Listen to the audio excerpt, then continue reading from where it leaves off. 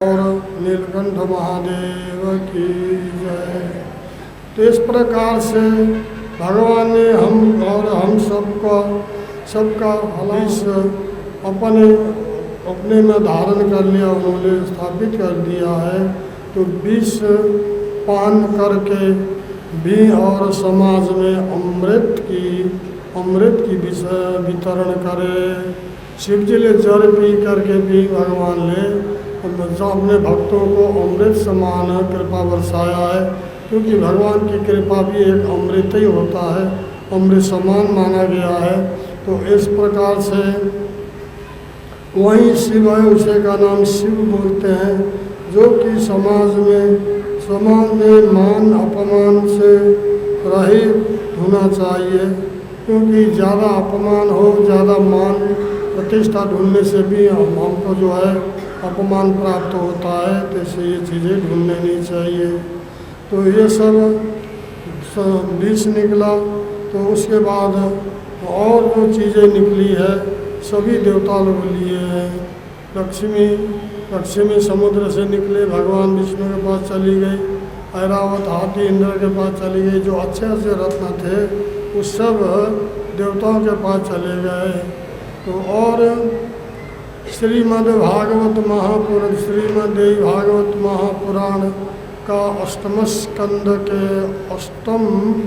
अष्टम अध्याय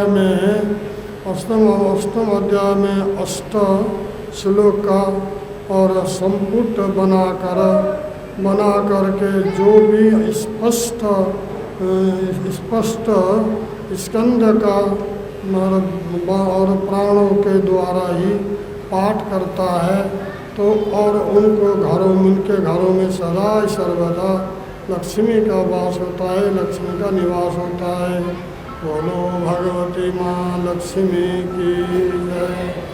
और तो जब दीपावली का शुभ अवसर आ जाए, तो अष्टम कन्या के अष्टम अध्याय के ही अष्टम श्लोक से असंपुट बनाए, और जैसा हम लोग सुंदर कांड आदि का, रामायण आदि का पाठ करते हैं तो स्वयं न कर पाए तो किसी विद्वान ब्राह्मण के द्वारा उसको पाठ कराना चाहिए, पाठ कराए, ब्राह्मणों से पढ़ाना चाहिए, संकल्प करा करके ही पाठ करना चाहिए, क्योंकि संकल्प जरूरी होता है। आप स्वयं भी पाठ करो तो संकल्प जरूरी है, क्योंकि संकल्प हाथ में जल ले करके ओम भारत खंडे भारत से कलयुगे प्रथम चंदे भूलो के जम्मू जी पे आर्यावर्तन थे अमुक नाम अमुक तिथि जो बार हो, अमुक बार अमुक पक्ष है,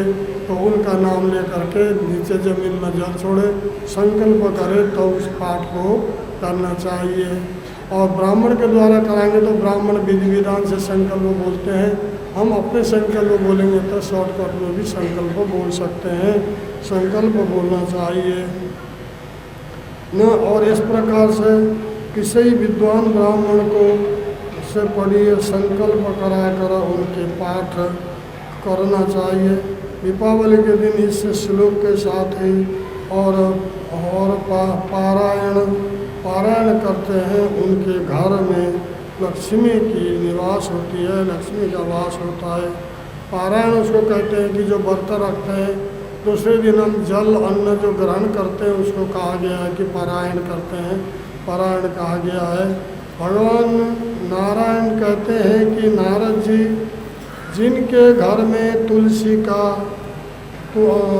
का विवाह नहीं होता है और शंखनाद नहीं होती है, जिसके घर में तुलसी की विवाह, तुलसी हम लगाते हैं तो उनको शालिग्राम के साथ उनकी विवाह कराना चाहिए, क्योंकि तुलसा में कभी भी शिवलिंग नहीं रखना चाहिए। तुलसा का और शिव जी का आपस में बैर भाव होता है, कई लोग ले जा करके तुलसा में रखते हैं, तुलसा में नहीं रखना चाहिए, गलत है। शालिग्राम पे ले जाके थोड़ी देर के लिए हम जब तक उनको विवाह कराते हैं, तब तक फेरे डलवाते फेरे डालते हैं, तब तक ही रखा जाता है। फिर शालिग्राम भी अपने पूजा स्थान में जहाँ हम पूजा करते हैं भगवान का, वहीं पे पधारना चाहिए, वहीं पे रखना चाहिए। इस प्रकार से और लक्ष्मी मैया निवास करती है, उस घर में लक्ष्मी निवास करती है। तो और सुहा के शब्द सुनाई पड़ने से और लक्ष्मी कभी भी नाराज़ नहीं होती है। तो इस प्रकार से शंखनाद, जिस घर में शंख हो, दाहिना शंख होता है जिसको कहते पूजा का शंख बोला जाता है, उस शंख का जल अपने सर के ऊपर छिड़कते हैं। तो शंख मध्य स्थित हो तोयम कोटि हत्ते ब्रह्मा में तुम अंगलग्न मनुष्याणम ब्रह्म हत्ते व्यपोहति। कहते हैं कि हत्या जैसा पापों से दूर हमको मुक्ति मिलती है, तो शंख जरूर होना चाहिए। हम घर में शंख बजाते हैं, कई लोग बोलते हैं कि घर में शंख नहीं बजाना चाहिए, ऐसा कहीं नहीं लिखा हुआ है, ऐसा कोई ये प्रमाण नहीं है। शंख बजाने से जहाँ तक भूत प्रेत है, वहाँ जहाँ तक शंख की आवाज़ जाती है वहाँ तक भूत प्रेतों का वास नहीं हो सकता है।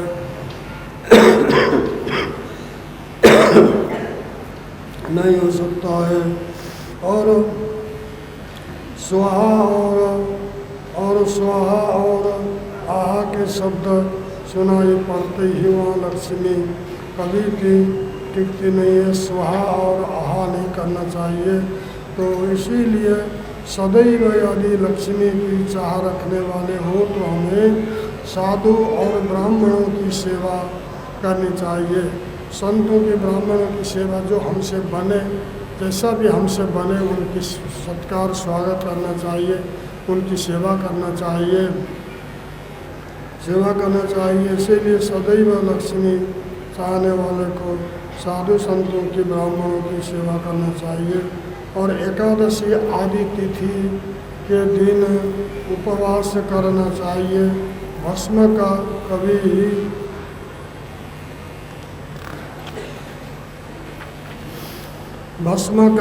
भी अपमान नहीं करना चाहिए। जो भस्मी जो होती है, कोई भस्मी आपने कहीं से लिया या किसी मंदिर में से आपने किसी संत से भस्मी मांग के लिया, उस भस्म का कभी अपमान नहीं करना चाहिए। भस्म जो होता है भगवान शंकर का स्वरूप माना गया है। कई लोग उसको समझते नहीं, भस्मी तो ले लेते हैं लेकिन उल्टा सीधे जगह रखते हैं। तो कभी भी भस्मी का अपमान नहीं करना चाहिए। भस्मी जो है, अगर कोई मंत्र पढ़ करके कोई संत ने दिया हुआ भस्मी हो तो कभी हमारा सर दुखता हो, कोई दिक्कत होती हो, भगवान शिव का नाम ले करके, भगवान भोलेनाथ का मंत्र पढ़ करके अगर हम उस भस्मी को धारण करते हैं तो हमको राहत मिलती है। ये निश्चित बात है।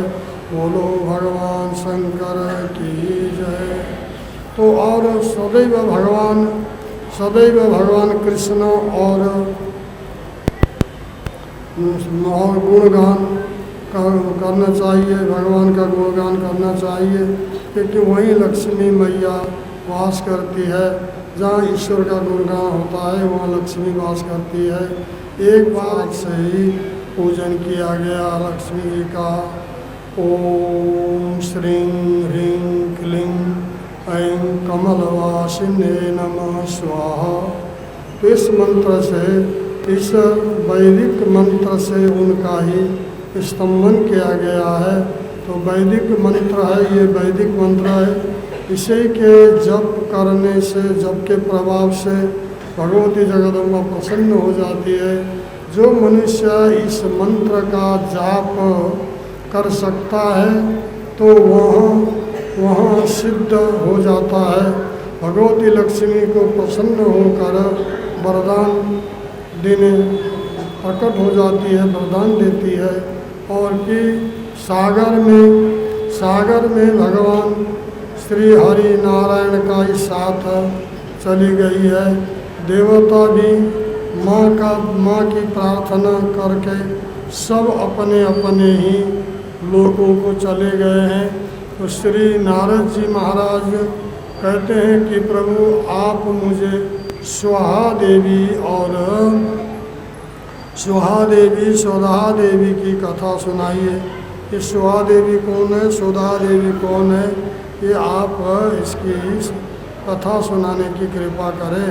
तो भगवान श्री हरि नारायण कहते हैं कि प्राचीन काल में जब सृष्टि का आरंभ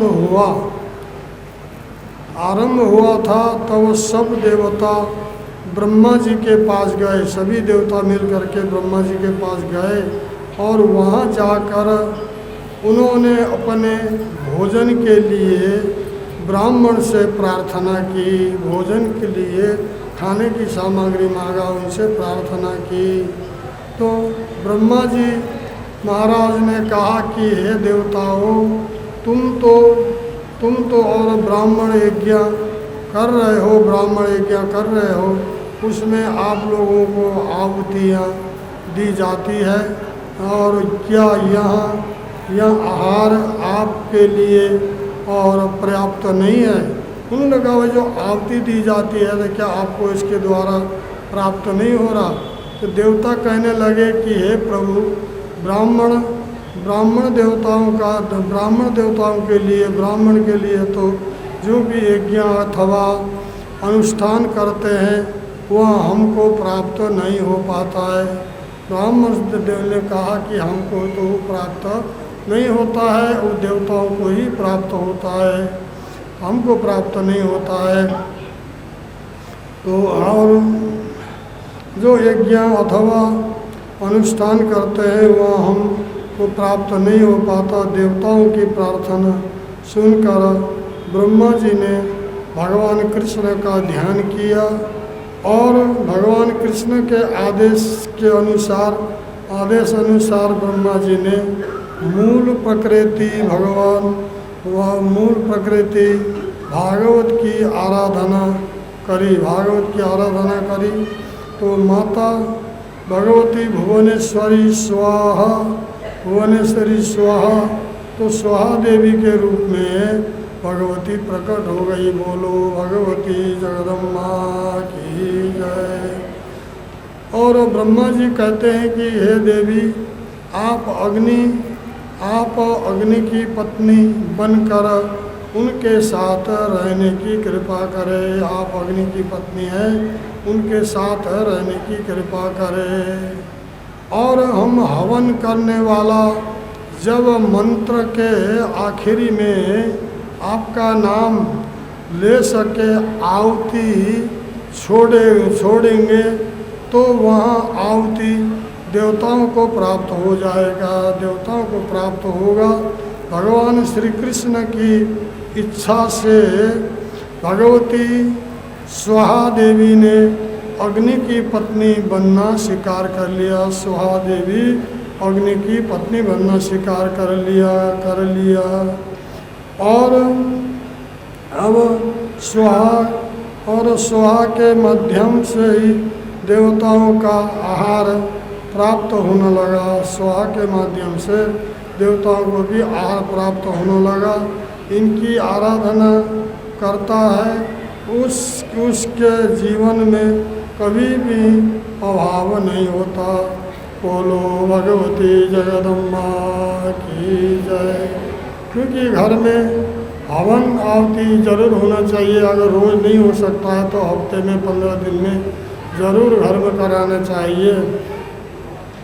तो और इस मंत्र से जो व्यक्ति भक्ति सहित उनकी आराधना करता है तो उसकी सभी ही मनोकामना पूर्ण हो जाती है। जो व्यक्ति इस आख्यान को सुनता है, जो व्यक्ति इस कथा को सुनता है अथवा स्मरण करता है, सुनता है, पढ़ता है, उसकी समस्त मनोकामना पूर्ण हो जाती है।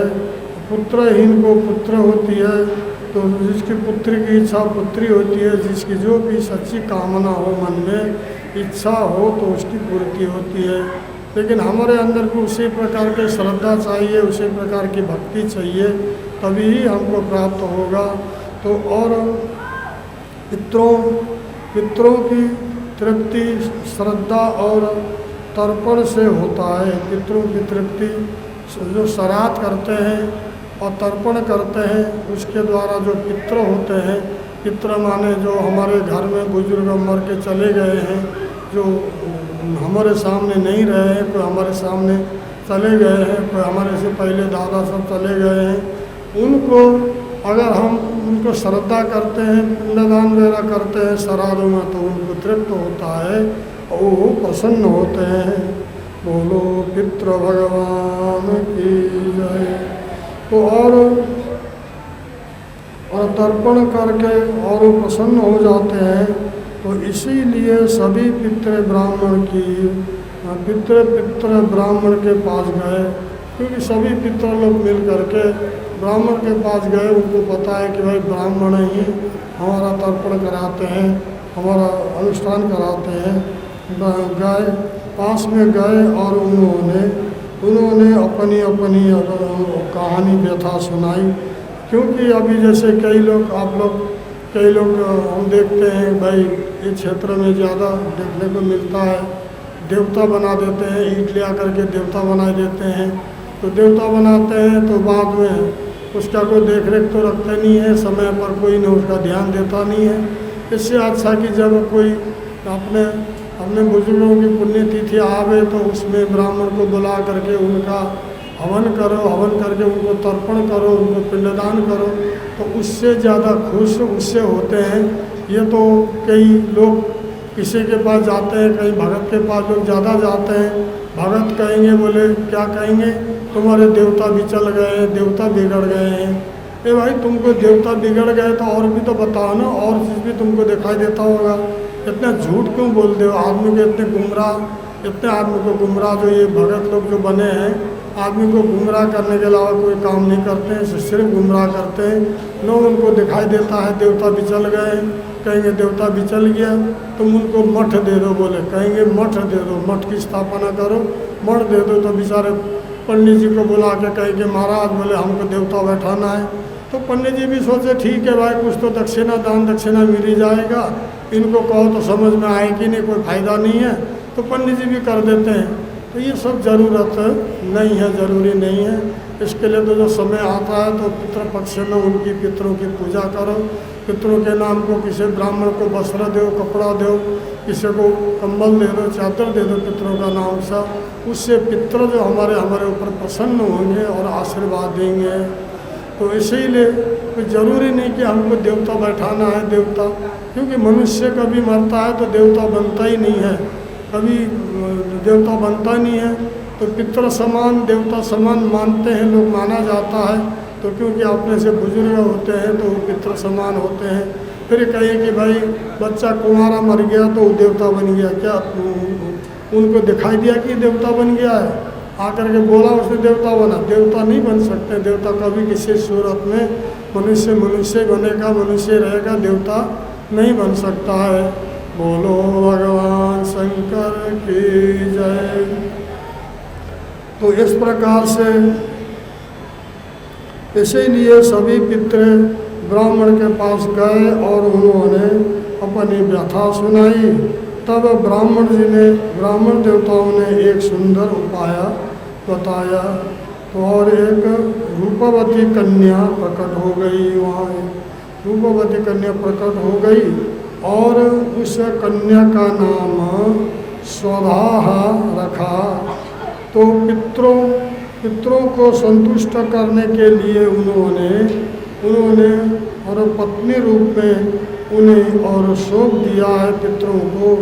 जो और ब्राह्मणों को यहाँ आदेश दिया कि ये अपने मंत्र उच्चारण के बाद स्वधा शब्द का प्रयोग आप करेंगे, तभी पितरों का आहार प्राप्त होगा। तो श्रद्धा वाले दिन भगवती स्वधा का पूजन करना चाहिए। स्वधा का पूजन करना चाहिए, क्योंकि स्वधा कौन है? ये पितरों की पत्नी मानी गई है स्वधा देवी। तो और भगवती स्वधा ब्रह्मा जी के एक प्रकार से माननीय कन्या भी मानी जाती है। ओम ह्रीं श्रीं क्लीं स्वाहा देव्यै नमः। इसी मंत्र से उच्चारण से ही उनकी विधि पूर्वक पूजा और स्तुति करना चाहिए। तो शब्द का उच्चारण करने मात्र से मनुष्य सभी तीर्थों में स्नान किया हुआ फल की प्राप्ति होती है। इनका नाम भी लेंगे, उच्चारण करेंगे तो तीर्थों में स्नान किया हुआ फल की प्राप्ति होती है। जो मनुष्य त्रिकाल संध्या करते हैं। त्रिकाल संध्या का मतलब होता है कि भाई दिन में और सवेरे ही और 12 बजे और शाम को संध्या करना। अगर हम त्रिकाल संध्या करते हैं तो आप सुबह जो है अब दोपहर के भी संध्या सुबह कर सकते हैं। तो त्रिकाल संध्या कहा है, उसको त्रिकाल संध्या बोलते हैं। तो क्योंकि जो संध्या देवी तीनों रूपों में विराजमान रहती है, तो जो मनुष्य त्रिकाल संध्या करते समय 3 बार स्वतः उच्चारण कर लेता है तो इससे बहुत प्रतिबद्ध और सभी गुणों से संपन्न पत्नी की प्राप्ति होती है। तो इस प्रकार से भगवती दक्षिणा का और महान और पावन चरित्र। तो लोगों के गोलोक धाम में सुशीला नाम से एक गोपी थी। गोधाम में सुशीला नाम के गोपी थी। भगवान श्री कृष्ण से बहुत प्रेम करती थी, भगवान कृष्ण से बहुत ज़्यादा प्रेम करती थी। और वहाँ राधा जी की मुख्य सखी थी। एक दिन वहाँ भगवती राधा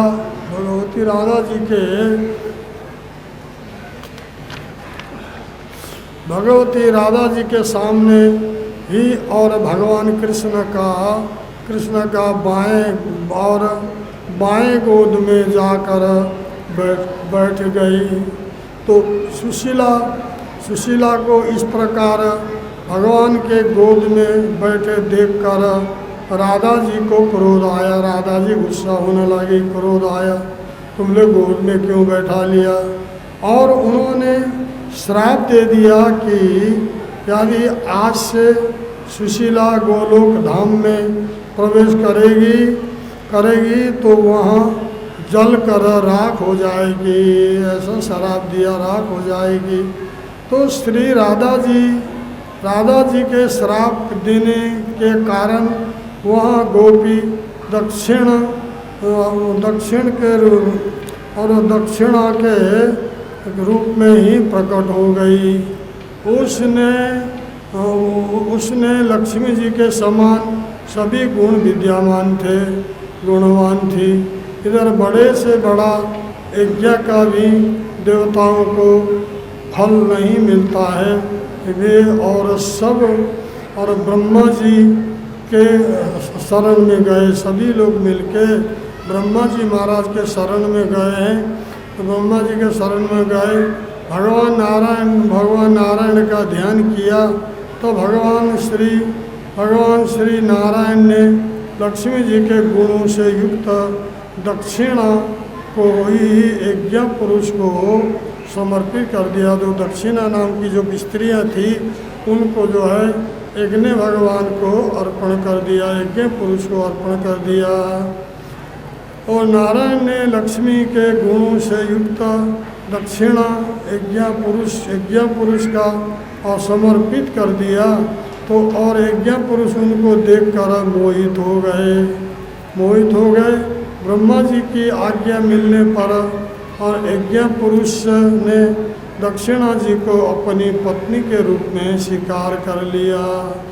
और इसीलिए भगवान नारायण कहते हैं कि हे नारद जी, और दही देना चाहिए, तभी ही वो कार्य सफल होता है।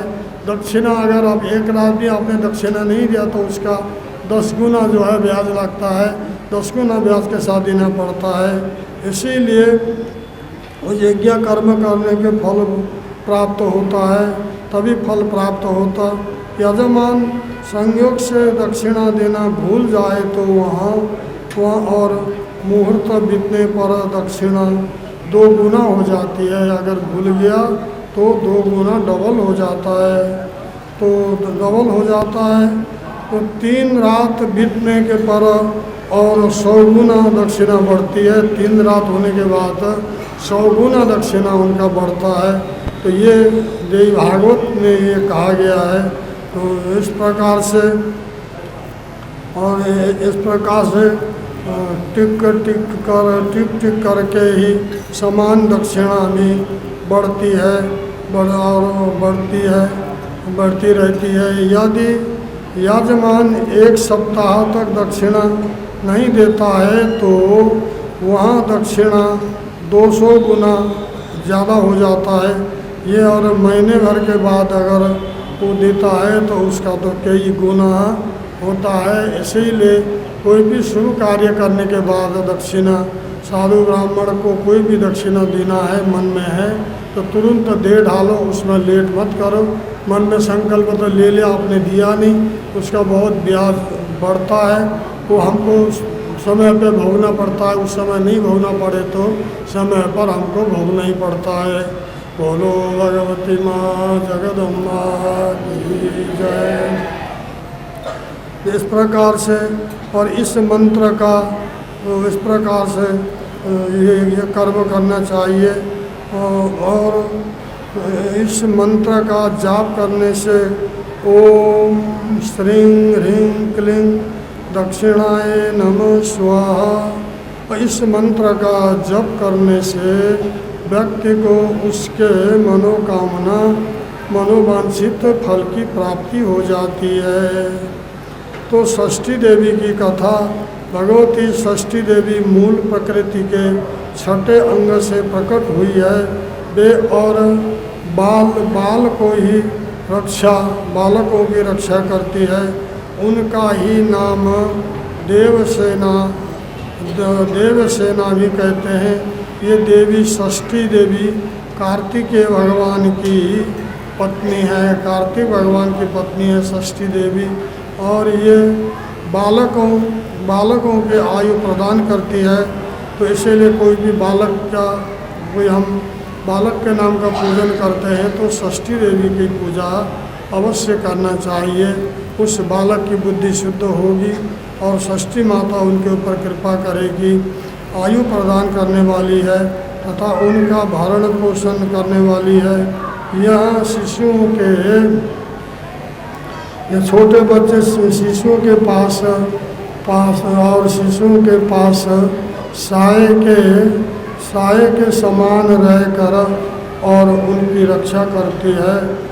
षष्ठी देवी की पुत्री कहने वाली यदि पुत्रहीन है तो पुत्र प्राप्त होगा। इसीलिए षष्ठी देवी का पूजन विशेष करके सभी महिलाओं को, सभी नारी को करना चाहिए, पुरुष भी कर सकते हैं। ओम परमात्मने नमः। ओम ह्रीं षष्ठी देव्यै नमः स्वाहा। तो इस प्रकार से जो मंगल करने में सक्षम है वही नाम मंगल चंडी कहते हैं। जो मंगल करे उसका नाम मंगल चंडी है, मंगल चंडी कहते हैं। और वह मंगल चंडी सब भगवान शिव के ही और त्रिशूल का ही त्रिशूल भगवान शिव के त्रिशूल और त्रिपुरासुर का वध किया है। त्रिपुरासुर नाम का राक्षस था, भगवान ने उसका वध किया है। उस संकट से भगवान ने उबारा। तो भगवान शिव के भी मंगल चंडी के उपासना की है। भगवान शंकर ने भी मंगल चंडी का उपासना किया है। बोलो मंगल चंडी की जय। जिससे भगवान शिव ही सहायता करते हैं। जो सब भगवान शिव त्रिपुरासुर का वध करते हैं और ओम ह्रीं श्रीं क्लीं सर्वपूज्यै देव्यै मंगलाय नमः स्वाहा। भगवती माँ जगदम्बा की जय। यह भगवती का मूल मंत्र, जो व्यक्ति इस मंत्र का 10 लाख जप करता है तो उसकी सभी मनोकामना पूर्ण होती है। बोलो भगवान शंकर की जय। भगवती माँ जगदम्बा की जय। देवादिदेव महादेव की जय। जो व्यक्ति एकाग्र चित्त होकर मंगल चंडी का स्तोत्र का पाठ करता है उसका सदा ही मंगलमय होता है और उसके घर परिवार में सदैव वृद्धि होती है। और तो कश्यप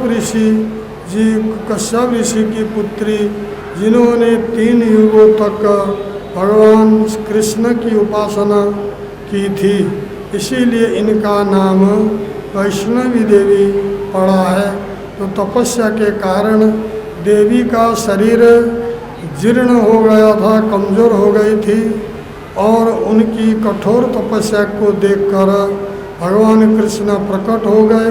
उन्होंने देवी की पूजा की और सबसे देवी का पूजन कराया गया और कहा कि हे देवी, तुम जगत में पूजित होगे, तुम संसार में पूजनीय होगे, पूजित होगे। तो जगतकारु मुनि के साथ उनका विवाह हुआ। साक्षात भगवान नारायण की कृपा से उन्हीं का अंश इनके यहाँ पुत्र रूप में प्रकट हुआ, जिसका नाम आस्तिक ऋषि रखा गया।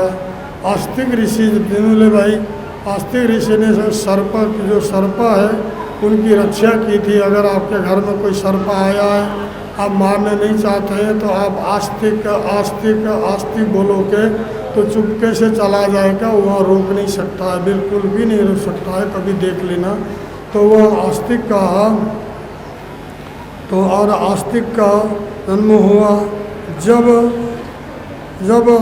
तक्षक नाग ने राजा परीक्षित को डस लिया था, उसी के पश्चात परीक्षित के पुत्र जन्मेजय ने और सर्पदाह किया था और नामक यज्ञ किया था, जिससे उन्होंने अनेक वर्षों तक और संहार कर दिया था। तो यज्ञ से भयभीत होकर तक्षक नाम का जो सर्प था, इंद्र के शरण में चला गया, दौड़ के इंद्रलोक चला गया, इंद्र के शरण में गया इधर, और ब्राह्मण इंद्र समेत तक्षक को यज्ञ में बहुत और आहुति करने को तत्पर हो गए थे, तक्षक को आहुति देने के लिए। उसमें से और उसके पश्चात इंद्र भयभीत हो गए, इंद्र डरने लगा। तो उन्होंने मंत्र पढ़ के जब आहुति डालने लगी, तो उस समय इंद्र और इंद्र का सिंहासन सहित वो आने लगा। तो आस्तिक ऋषि ने आकर के उनको बचाया, उनकी रक्षा की है, सर्प की रक्षा की है। तो बहुत इस प्रकार से तो इंद्र की शरण में गए। इधर ब्रह्मा इंद्र समेत तक्षक को यज्ञ से आहुति करने को तत्पर थे। उसके पश्चात इंद्र भयभीत होकर माँ मनसा देवी के शरण में पहुँचे, मनसा माता के शरण में पहुँच गए कि अब मनसा देवी की आज्ञा से उनका पुत्र आस्तिक यज्ञ में जाकर राजा जन्मेजय से इंद्र और तक्षक की प्राणों की याचना करने लगे। हे प्रभु, आप रक्षा करो, उनकी याचना करने लगे। तो और भगवान जन्मेजय ने उनकी ही उसी बात को स्वीकार करके इंद्र और तक्षक को और प्राण बचाया, सहयोग किया उन्होंने। वो आस्तिक ऋषि मिल करके दोनों ने उनको बचा दिया। इसने देवराज इंद्र बहुत प्रसन्न हो गए और उन्होंने भगवती मनसा देवी की बड़ी सुंदर उनकी स्तुति गाई। ओम ह्रीं श्रीं क्लीं ऐं मनसा देव्यै नमः स्वाहा। इस दशाक्षण मूल मंत्र को द्वारा जो इंद्र ने उस षोडशोपचार से पूजन किया है, इंद्र ने पूजन किया।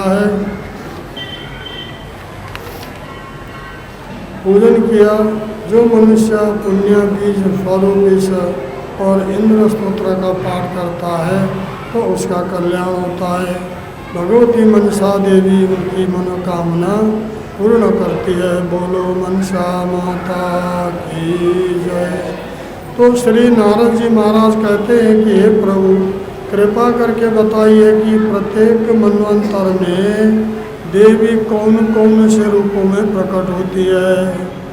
तो उन्होंने किस प्रकार से भक्तों की कृपा की, भक्तों के ऊपर कृपा किया, भक्तों की रक्षा की है, करी है। हे भगवान नारायण कहते हैं कि हे नारद जी, मैं तुम्हें समस्त पापों को समन करने वाला देवी की चरित्र सुनाता हूँ। सर्वप्रथम मेरे नाभि कमल से प्रकट होकर ब्रह्मा जी ने अपने ही मन में से स्वयं भुव नामक मनु को प्रकट किया, और वो तो ब्रह्मा के समान थे। उनके आगे कई संतान हो गए, कई इनके संतान संसार में फैलते ही चले गए हैं। बोलो भगवती माँ जगदम्बा की जय। तो सूत जी महाराज कहते हैं कि और विंध्याचलवासिनी पर्वत में श्रेष्ठ एक भगवती का मंदिर है। जिस समय जब कंस ने उनको मारने के लिए उठाया था, तो विंध्यवासिनी में विंध्याचल में जा कर के वास करने लगी, तो विंध्यवासिनी नाम से विख्यात हो गई है। बोलो भगवती विंध्यवासिनी माता की जय। तो इस प्रकार से, और महिषासुर नाम का एक दैत्य था, उसे ही उमेश के गर्भ से उत्पन्न हुआ। यह बहुत से ही शक्तिशाली ही राक्षस थे, उनको भी भगवती जगदम्बा ने कृपा किया और उनका सबका अंत किया, सबका अंत कर लिया। बोलो भगवती माँ जगदम्बा की जय। तो और अब आप भगवती लक्ष्मी जी की उत्पत्ति की कथा सुनाइए। महिषासुर नाम के एक दैत्य ने, जो उमेशी के गर्भ से उत्पन्न हुआ था, वह शक्तिशाली था। उसने समस्त देवताओं को परेशान किया था। तो सभी देवता लोग मिल करके और जाके भगवान की प्रार्थना करने लगे। भगवान ने प्रार्थना सुन लिया, भगवती जगदम्बा ने प्रार्थना सुन लिया, तो भगवती जगदम्बा ने उनके ऊपर कृपा की और उसका अंत कर लिया। तो इस प्रकार से हमने श्रवण किया। इस प्रकार से प्रत्येक मनवंतर में मनु भगवती को प्रसन्न किया है। भगवती जगदम्बा को प्रत्येक युग में सभी देवताओं ने युगानुगांतर में सबने उनको प्रसन्न किया है, भगवती जगदम्बा को। बोलो भगवती जगदम्बा की जय। ऋषि मुनि देवता सभी लोगों ने भगवती की स्तुति की है, प्रार्थना किया है। और त्रिपुरा सुंदरी के श्रृंगार के नियुक्त भगवान शिव और अघोर, जिससे उस राक्षस का विनाश हो गया। भगवान ने दिव्या 100 वर्ष तक और अपने नेत्र खोलते रहे। उसके बाद भगवान की आँखों से जल गिरा, बूंद गिरने लगा। तो भगवान के उसे ही नेत्रों से प्रभावित होकर अश्रु धारा बगी। तो भगवान, क्योंकि एक बार भगवान शंकर बैठे हुए थे आराम के साथ, तो भगवती पार्वती ने जाकर के उनका पीछे से आँख ढाक दिया है। तो भगवान शिव के सामने अंधेरा छा गया। तो भगवान शिव के आँखों से आंसू निकला, आंसू धारा बहने लगे। उससे ये रुद्राक्ष की पेड़ की उत्पत्ति हुई है, क्योंकि रुद्र के द्वारा रुद्राक्ष की उत्पत्ति होने के कारण से वो रुद्राक्ष नाम पड़ा, जिसका कोई क्षय नहीं है, जिसका कोई अंत नहीं है। तो जिसके गले में रुद्राक्ष का दाना हो, रुद्राक्ष का माला हो, कुछ भी हो, तो कहीं भी गलत जगह जाता है, भूत प्रेत ऐसी जगह कहीं भी कभी जाता है, तो उसके ऊपर अटैक नहीं कर सकता है। तो ये रुद्राक्ष की महिमा बताई गई है। रुद्राक्ष की महिमा अपरंपार है। रुद्राक्ष की कभी भी अपमान नहीं करना चाहिए। जो व्यक्ति रुद्राक्ष का अपमान करता है तो उसको उसका पाप लगता है, उसको स्वतः भोगना पड़ता है। कभी भी जब भी भोगना पड़े, रुद्राक्ष का अपमान कभी नहीं करना चाहिए। बोलो भगवान शंकर की जय। तो रुद्राक्ष, एक मुखी रुद्राक्ष साक्षात भगवान शिव बता गया है। एक मुखी रुद्राक्ष तो मिलता ही नहीं है, पहली बात तो मिलता ही नहीं है। तो उसको परम शिव बताया गया है साक्षात। और दो मुखी रुद्राक्ष शिव एवं पार्वती का मिलन का स्वरूप बताया गया है। और तीन मुखी रुद्राक्ष गाई पथ्या आवाहन दक्षिणाग्नि के रूप में मानी गई है। और तीन मुखी रुद्राक्ष धन के रूप में भी माना गया है। तो तीन मुखी रुद्राक्ष धारण करता है तो उसको धन की बरकत होती है। तो चतुर्मुखी जो रुद्राक्ष है ब्रह्मा जी का स्वरूप माना गया है, उससे ब्रह्मा जी प्रसन्न होते हैं। पंचमुखी रुद्राक्ष परम शिव माना गया है। रुद्राक्ष तो परम शिव मानी गई है, शिव है। और छमुखी रुद्राक्ष भगवान कार्तिक का स्वरूप माना गया है, भगवान स्वामी कार्तिकेय का रूप माना गया है। तो सातमुखी रुद्राक्ष सप्तऋषि का स्वरूप माना गया है। आठमुखी रुद्राक्ष भैरव का रूप माना गया है, भैरव का स्वरूप माना गया है। तो नौमुखी रुद्राक्ष भगवती नवदुर्गा का स्वरूप माना गया है। 11 मुखी रुद्राक्ष 11 रुद्र के रूप माना गया है। 12 मुखी रुद्राक्ष सर्व कामना को देने वाला। 13 मुखी भी परम शिव है। 14 मुखी तो परम शिव ही कहा गया है। 14 से ऊपर कोई महत्व नहीं है। 14 से ऊपर अगर रुद्राक्ष मिले तो पहनने से कोई फायदा नहीं है। 1 से लेकर के 14 मुखी तक का इसका वर्णन बताया गया है। बोलो भगवती माँ जगदम्बा की जय। तो इस प्रकार से और संध्योपासना, संध्या का तात्पर्य होता है कि संयुक्त प्रकार से भगवान का ध्यान करना। संध्या वंदन का मतलब होता है कि भगवान का, परमात्मा का ध्यान करना, उनका जप करना, उनका स्मरण करना, उनकी स्तुति करना। तो उनको संध्या वंदन कहते हैं कि उनकी वंदना करना, संध्या वेला में वंदना करना, ये कहा गया है। अर्थात गायत्री मंत्र तो लाख और लाख मंत्र जपने से और उसकी कल्याण होती है। मंत्रों में बड़ी ताकत होती है, मंत्रों में शक्ति होती है। भगवती जगदम्बा की जय। मौन रहकर जप कर लेता है, जो चुपचाप रह के जप करता है, मोह पाश से मुक्त हो जाता है, मोह जाल में नहीं फंसता है। और महिमा बताई गई है। गायत्री जाप की सभी ही कामनाएं पूर्ण करती है। बोलो जगदम्बा की जय।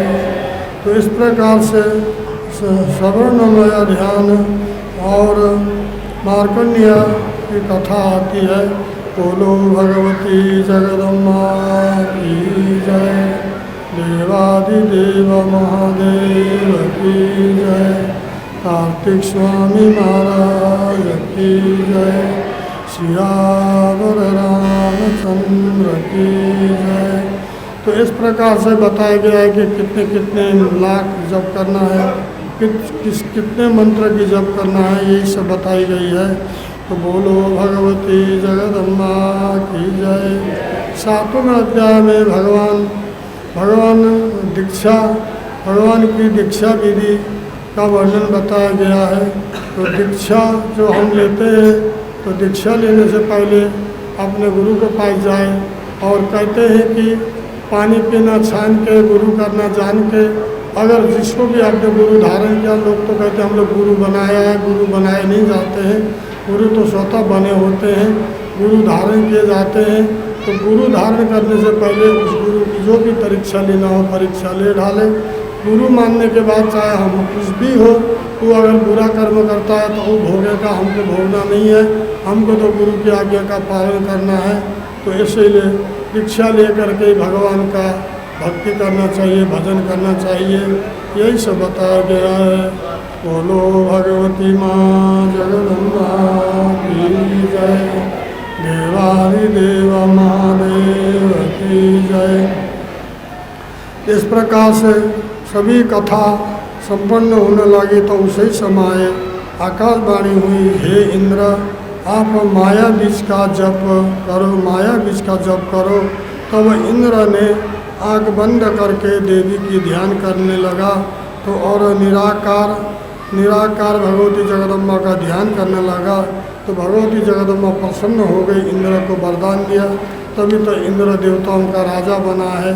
बोलो भगवती माँ जगदम्बा की जय।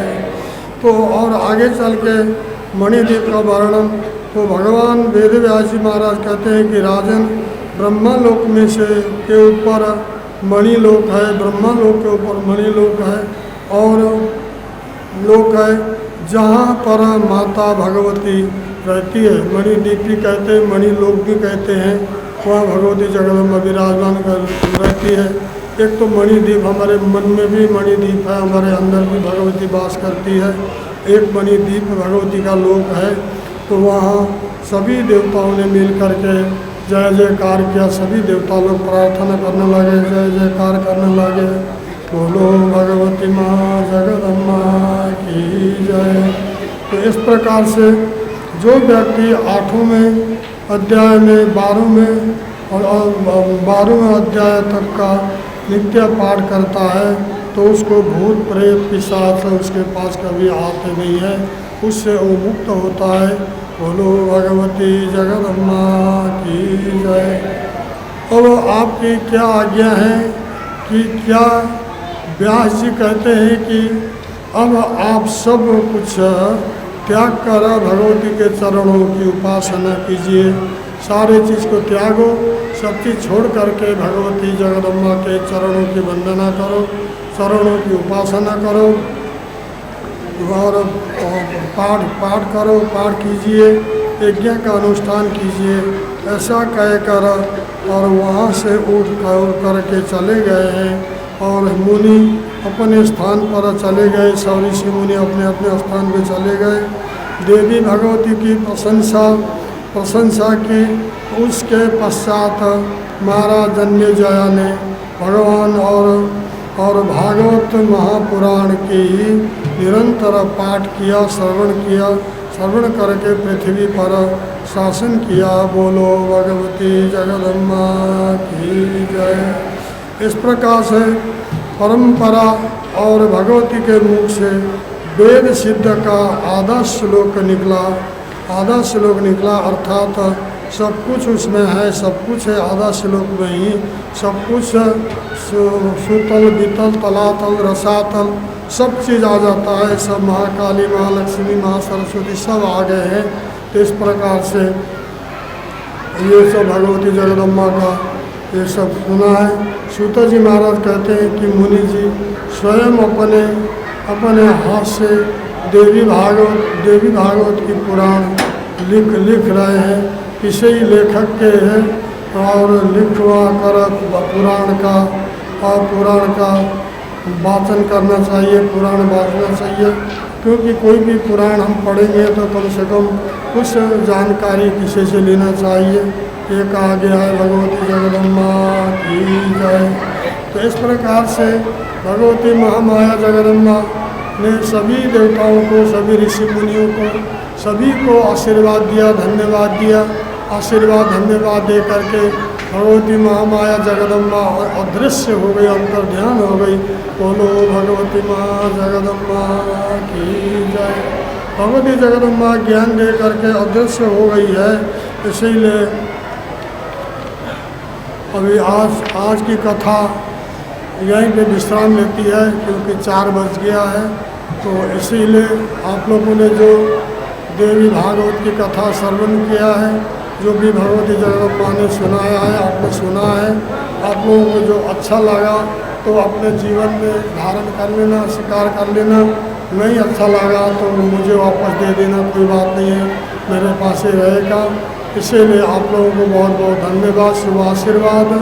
तो आज रात को सुबह से तो अखंड कीर्तन चल ही रहा, ओम नमः शिवाय का धुन अखंड कीर्तन चल रहा है।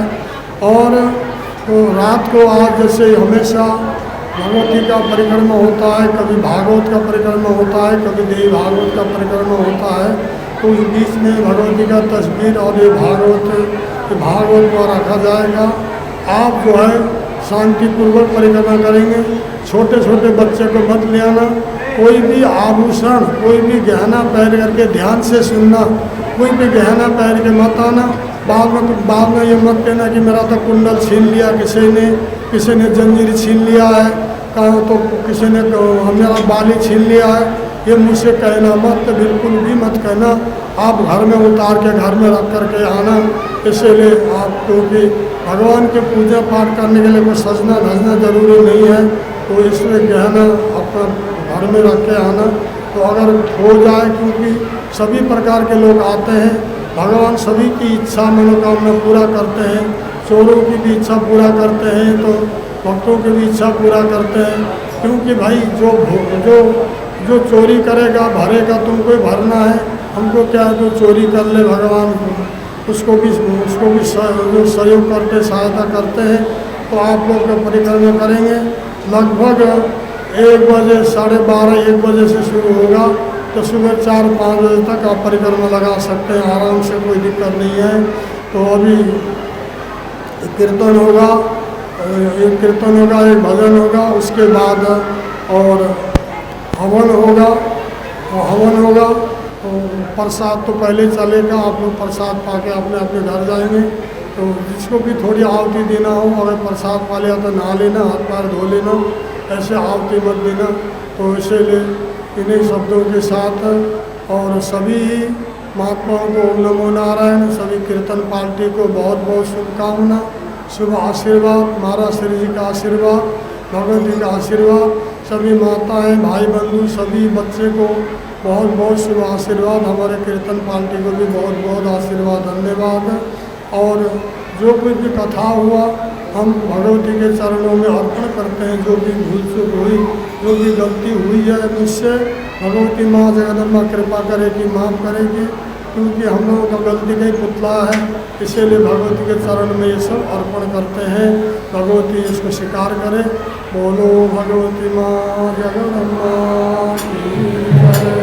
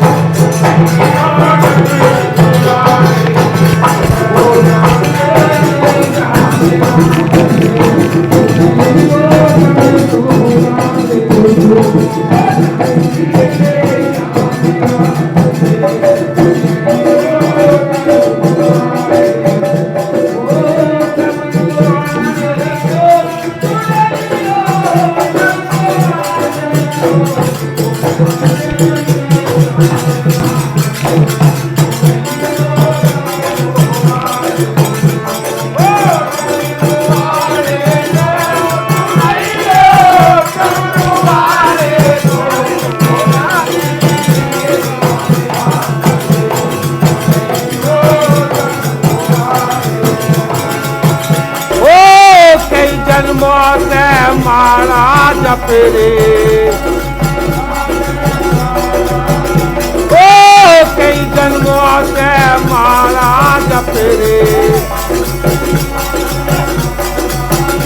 ओ चरणन रजे माथे पे सजरे ओ चरणन रजे माथे पे सजरे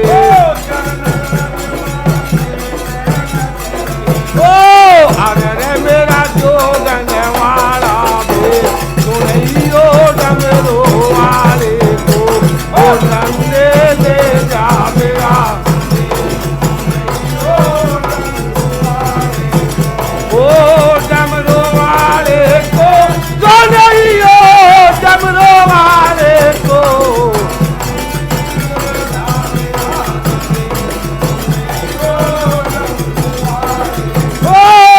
नंदे ले जा मेरा कंदे सुनियो डमरू वाले को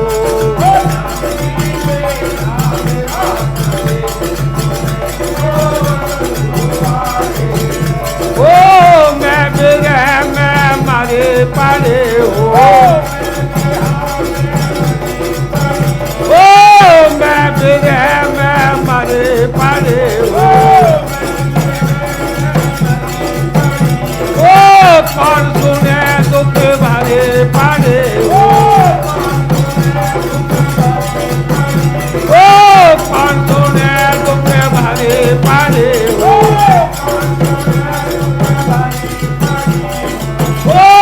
अरे रे वो तो जगत पते पर में सुनियो डमरू वाले को नंदे ले जा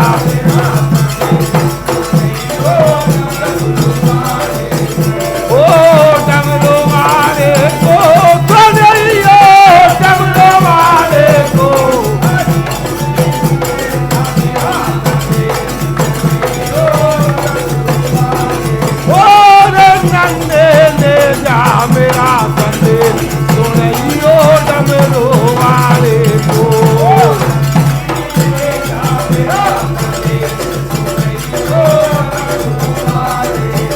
ओ पाड़न में मैंने किया ठिकाना पाड़न में मैंने ओ पाड़न में मैंने किया ठिकाना ओ प्राण नाथ शिव का मोह मारा ओ प्राण नाथ शिव का मोह मारा ओ अरे मेरे लगे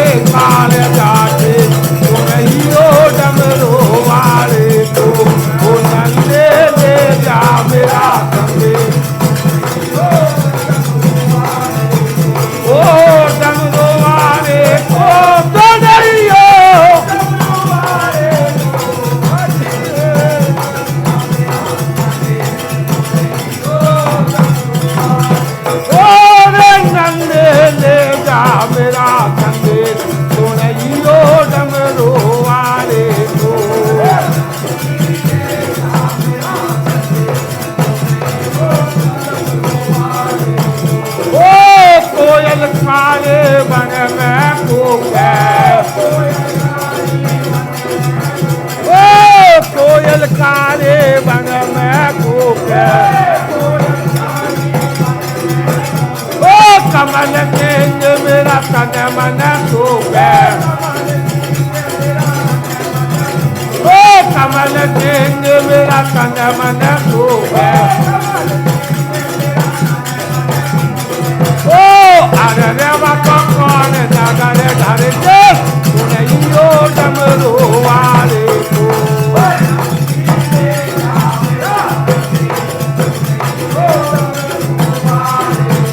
ओ डमरू वाले को सुनइयो डमरू वाले को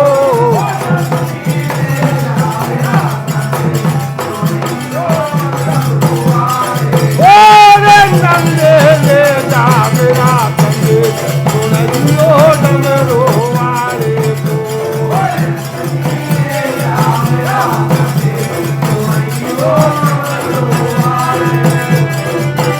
जब नाप कजे को कारू रे नटवारे नागरिया गिरधारे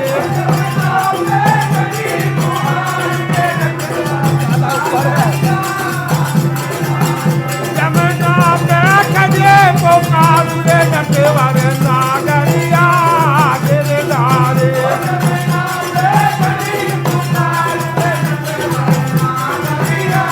ओ गोकुल के राजा बनवा